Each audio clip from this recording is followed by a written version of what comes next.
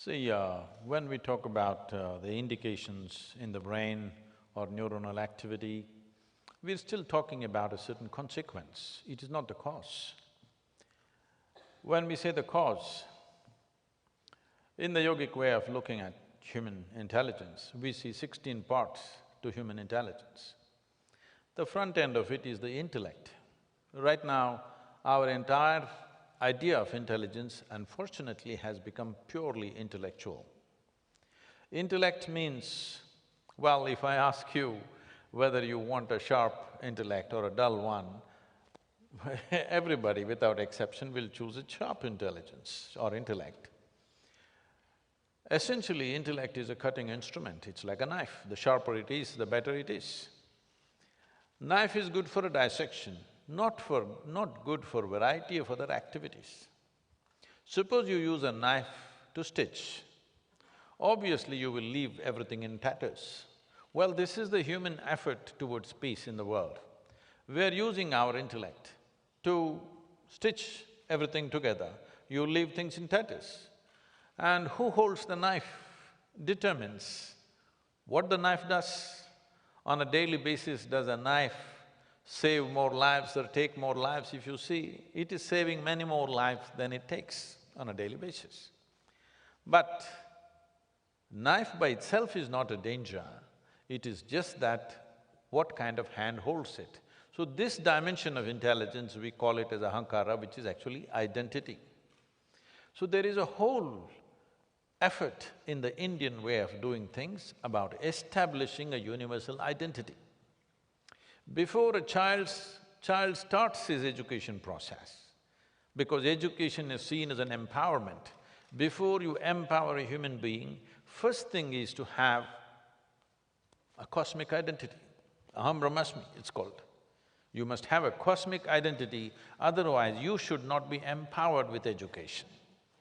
Now we have a national identity, we have a racial identity, we have ethnic identity, we have religious identities, caste, creed goes further down, boils down to family and then to individual human being. Now all the evil on the planet, all the violence on the planet, all the crime on the planet is essentially a consequence of limited identifications. I'm concerned about myself, not about you, because my identity is this one. Or maybe I'm concerned about two people, not about the third person, because my identity is with this one. So in terms of community, in terms of nation, race, religion, we're identified.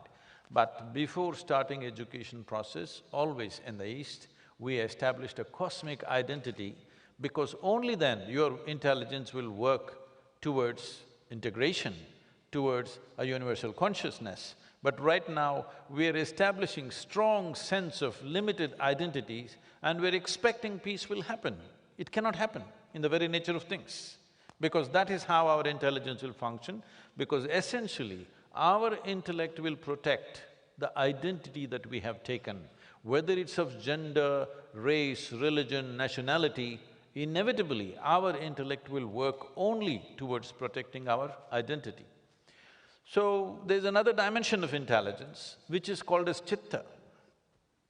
The next dimension of intelligence is called manas, which means a silo of memory. When we say a silo of memory, there is evolutionary memory, there is genetic memory, there is karmic memory, articulate and inarticulate forms of memory. Like this, 8 forms of memory are there. Right now, who you are is just a consequence of that memory. The way you think, the way you feel, the way you recognize things, everything is a consequence of this memory. So it is not independent of this memory. Whichever way your memory is stored, that is the way you recognize. Who is your friend and who is a stranger to you is just a question of memory. Who is your parentage, what is your parentage and what is your this thing, what is your nationality, what is not, is essentially your memory. And beyond this, there is an intelligence called chitta, which is an intelligence without an iota of memory. Why this is significant is, memory gives us many capabilities, but memory is also my boundary. I remember you, this is my boundary. I don't remember him, that is out of my boundary. So whatever we call as memory is a certain kind of boundary. Though it enables us in many ways, it also sets a boundary for us. So there is a dimension of intelligence where there is no memory. If once you dip into this dimension of intelligence, then because there is no memory in this intelligence, there is an experience of universality, there is an experience of oneness within yourself. Because of this, your ability to erase all borders, the boundaries of your individuality are erased.